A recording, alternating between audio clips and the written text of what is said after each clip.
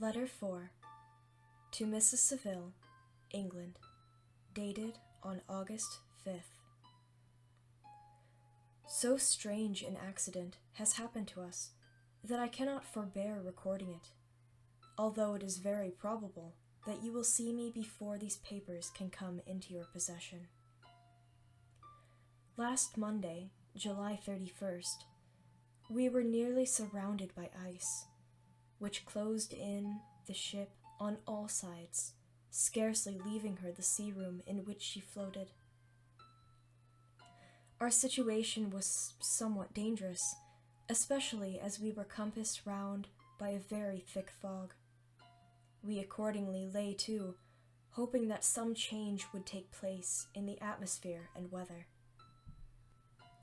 About 2 o'clock, the mist cleared away, and we beheld, stretched out in every direction, vast and irregular plains of ice, which seemed to have no end. Some of my comrades groaned, and my own mind began to grow watchful with anxious thoughts, when a strange sight suddenly attracted our attention and diverted our solicitude from our own situation. We perceived a low carriage, fixed on a sledge and drawn by dogs, pass on towards the north, at the distance of half a mile. A being which had the shape of a man, but apparently of gigantic stature, sat in the sledge and guided the dogs. We watched the rapid progress of our traveler with our telescopes, until he was lost among the distant inequalities of the ice. This appearance excited our unqualified wonder. We were, as we believed, many hundred miles from any land, but this apparition seemed to denote that it was not, in reality, so distant as we had supposed. Shut in, however, by ice, it was impossible to follow his track, which we had observed with the greatest attention. About 2 hours after this occurrence, we heard the ground sea, and before night the ice broke and freed our ship. We, however, lay to until the morning, fearing to encounter in the dark those large, loose masses which float about after the breaking up of the ice. I profited of this time to rest for a few hours. In the morning, however, as soon as it was light, I went upon the deck and found all the sailors busy on one side of the vessel, apparently talking to someone in the sea. It was, in fact, a sledge, like that we had seen before, which had drifted toward us in the night on a large fragment of ice. Only one dog remained alive, but there was a human being within it, whom the sailors were persuading to enter the vessel. He was not, as the other traveler seemed to be, a savage inhabitant of some undiscovered island, but a European. When I appeared on deck, the master said, "Here is our captain, and he will not allow you to perish on the open sea." On perceiving me, the stranger addressed me in English, although with a foreign accent. "Before I come on board your vessel," said he, "will you have the kindness to inform me whither you are bound?" You may conceive my astonishment on hearing such a question, addressed to me from a man on the brink of destruction, and to whom I should have supposed that my vessel would have been a resource which he would not have exchanged for the most precious wealth the earth can afford. I replied, however, that we were on a voyage of discovery towards the northern pole. Upon hearing this, he appeared satisfied and consented to come on board. Good God, Margaret, if you had seen the man who thus capitulated for his safety, your surprise would have been boundless. His limbs were nearly frozen, and his body dreadfully emaciated by fatigue and suffering. I never saw a man in so wretched a condition. We attempted to carry him into the cabin, but as soon as he had quitted the fresh air, he fainted. We accordingly brought him back to the deck, and restored him to animation by rubbing him with brandy and forcing him to swallow a small quantity. As soon as he showed signs of life, we wrapped him up in blankets and placed him near the chimney of the kitchen stove. By small degrees he recovered, and ate a little soup, which restored him wonderfully. 2 days passed in this manner before he was able to speak, and I often fear that his sufferings had deprived him of understanding. When he had in some measure recovered, I removed him to my own cabin and attended on him as much as my duty would permit. I never saw a more interesting creature. His eyes have generally an expression of wildness, and even madness, but there are moments when, if anyone performs an act of kindness towards him, or does him any of the most trifling service, his whole countenance is lighted up, as it were, with a beam of benevolence and sweetness that I never saw equaled. But he is generally melancholy and despairing, and sometimes he gnashes his teeth, as if impatient of the weight of woes that oppresses him. When my guest was a little recovered, I had great trouble to keep off the men, who wished to ask him 1,000 questions, but I would not allow him to be tormented by their idle curiosity, in a state of body and mind whose restoration evidently depended upon entire repose. Once, however, the lieutenant asked why he had come so far upon the ice in so strange a vehicle. His countenance instantly assumed an aspect of the deepest gloom, and he replied, "To seek one who fled from me." "And did the man whom you pursued travel in the same fashion?" "Yes." "Then I fancy we have seen him, for the day before we picked you up, we saw some dogs drawing a sledge, with a man in it, across the ice." This aroused the stranger's attention, and he asked a multitude of questions concerning the route which the Damon, as he called him, had pursued. Soon after, when he was alone with me, he said, "I have, doubtless, excited your curiosity, as well as that of these good people. But you are too considerate to make inquiries." "Certainly. It would indeed be very impertinent and inhuman in me to trouble you with any inquisitiveness of mine. And yet you rescued me from a strange and perilous situation. You have benevolently restored me to life." Soon after this, he inquired if I thought that the breaking up of the ice had destroyed the other sledge. I replied that I could not answer with any degree of certainty, for the ice had not broken until near midnight, and the traveler might have arrived at a place of safety before that time, but of this I could not judge. From this time a new spirit of life animated the decaying frame of the stranger. He manifested the greatest eagerness to be upon deck to watch for the sledge, which had before appeared. But I have persuaded him to remain in the cabin, for he is far too weak to sustain the rawness of the atmosphere.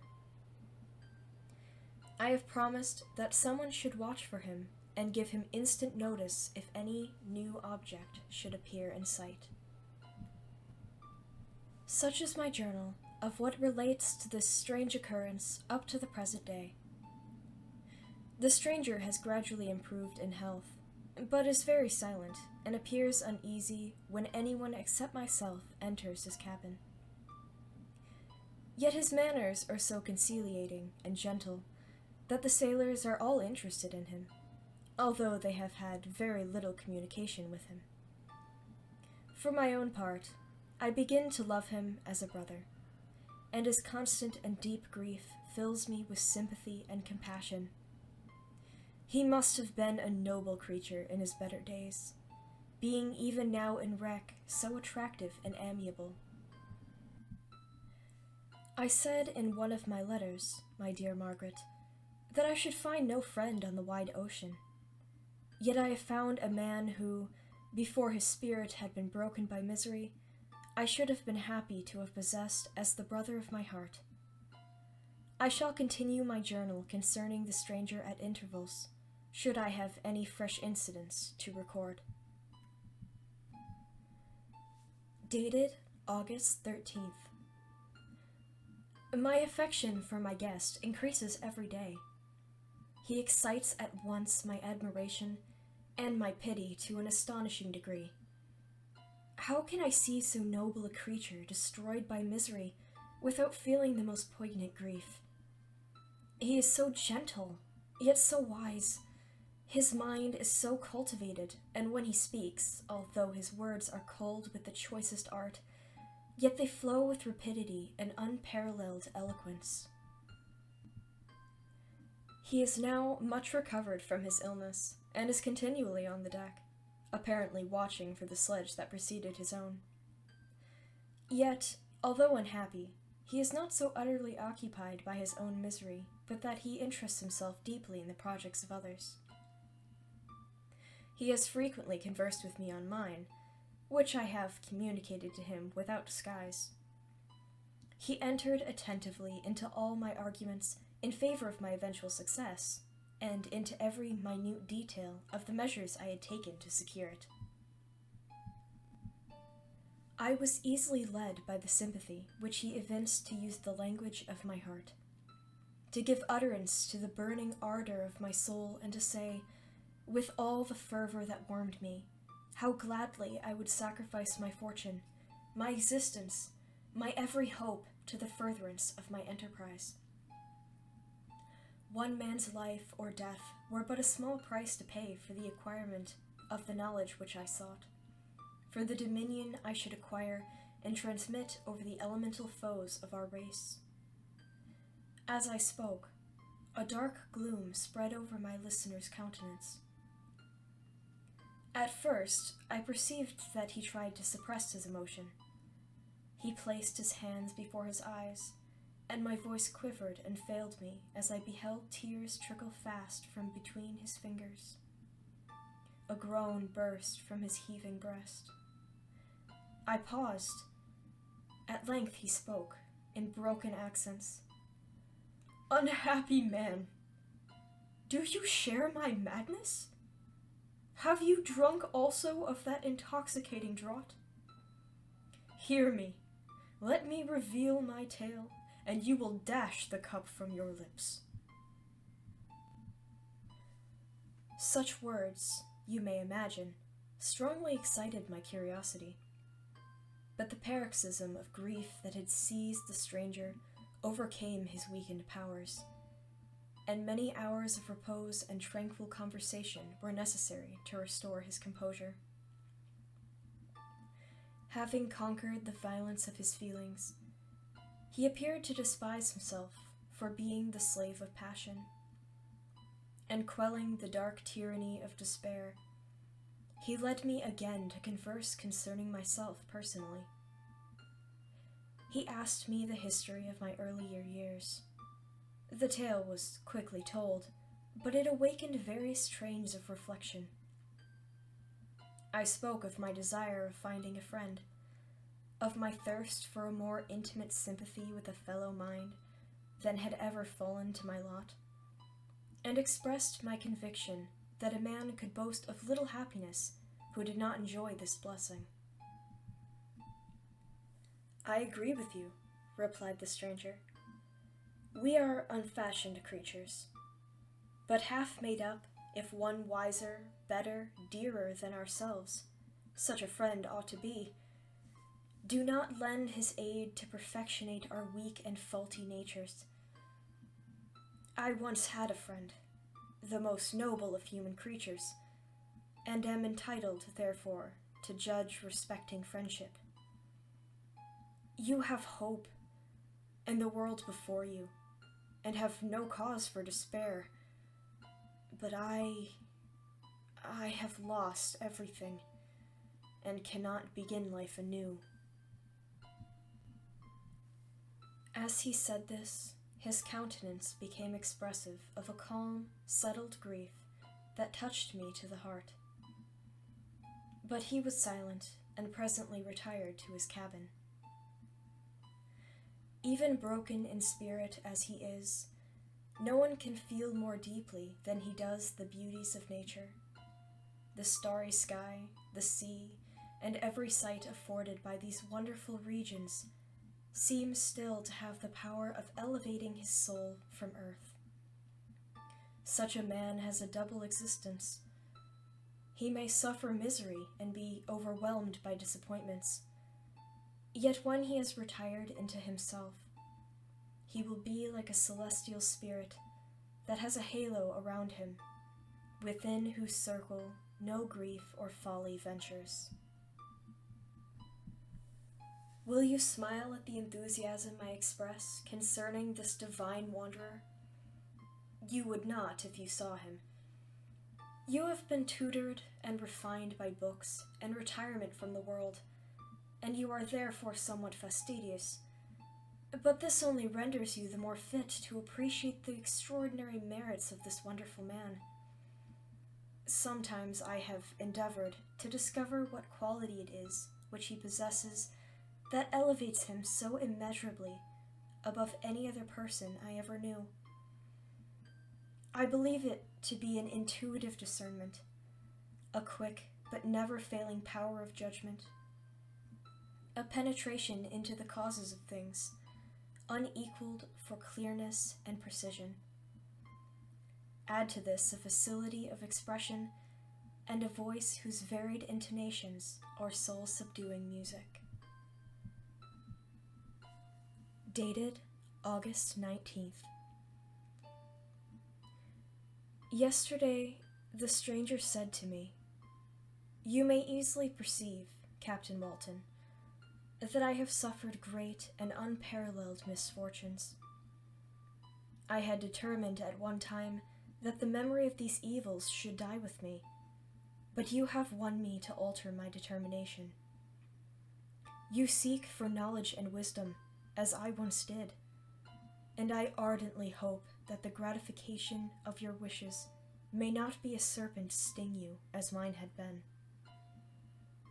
I do not know that the relation of my disasters will be useful to you, yet when I reflect that you are pursuing the same course, exposing yourself to the same dangers which have rendered me what I am, I imagine that you may deduce an apt moral from my tale, one that may direct you if you succeed in your undertaking, and console you in case of failure. Prepare to hear of occurrences which are usually deemed marvelous. Were we among the tamer scenes of nature, I might fear to encounter your unbelief, perhaps your ridicule. But many things will appear possible in these wild and mysterious regions, which would provoke the laughter of those unacquainted with the ever-varied powers of nature. Nor can I doubt that my tale conveys in its series internal evidence of the truth of the events of which it is composed. You may easily imagine that I was much gratified by the offered communication, yet I could not endure that he should renew his grief by a recital of his misfortunes. I felt the greatest eagerness to hear the promised narrative, partly from curiosity and partly from a strong desire to ameliorate his fate if it were in my power. I expressed these feelings in my answer. "I thank you," he replied, "for your sympathy, but it is useless. My fate is nearly fulfilled. I wait but for one event, and then I shall repose in peace. I understand your feeling," continued he, perceiving that I wished to interrupt him. "But you are mistaken, my friend, if thus you will allow me to name you. Nothing can alter my destiny. Listen to my history, and you will perceive how irrevocably it is determined." He then told me that he would commence his narrative the next day when I should be at leisure. This promise drew from me the warmest thanks. I have resolved every night, when I am not imperatively occupied by my duties, to record, as nearly as possible in his own words, what he has related during the day, if I should be engaged, I will at least make notes. This manuscript will doubtless afford you the greatest pleasure. But to me, who know him, and who hear it from his own lips, with what interest and sympathy shall I read it in some future day?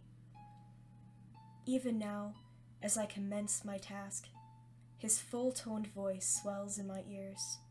His lustrous eyes dwell on me with all their melancholy sweetness.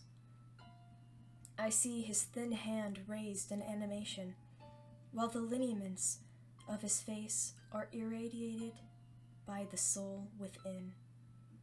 Strange and harrowing must be his story, frightful the storm which embraced the gallant vessel on its course and wrecked it thus.